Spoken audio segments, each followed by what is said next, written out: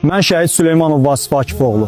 Qəbələnin o yamyaşıl, havası qədər insanı da təmiz olan Qum qəsəbəsində açdım gözlərimi bu dünyaya. Uşaqlığım, gəncliyim, ən gözəl xatirələrim o dağların qoynunda, o qayğısız günlərdə qaldı. 2020-ci ilin o payız günləri, Füzuli istiqamətində gedən o ağır döyüşlər, vətən dara düşəndə, torpaq oğul deyib çağıranda dayanmaq olmazdı. Canımdan çox sevdiyim yurdum üçün, sizin o təmiz havada rahat nəfəs almağınız üçün, gəncliyimdən, canımdan keçməyə getdim. Füzulinin o dumanlı dağlarında son nəfəsimi verəndə içimdə qorxu yox, sadəcə sizin həsrətiniz var idi.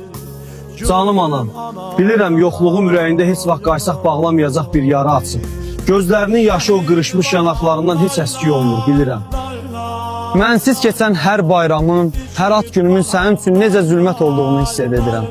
Amma ağlama mənim mələk anam, atam, arxa dayağım. Səssizcə utqunduğun dərdi buralardan görürəm.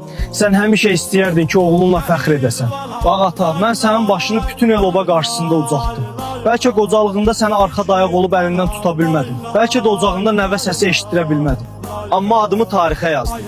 İnsanların sənə baxıb Vasifin atasıdır deyib ehtiramla yol verdiyini görəndə bil ki, o an mən sənin düz yanında addımlayıram.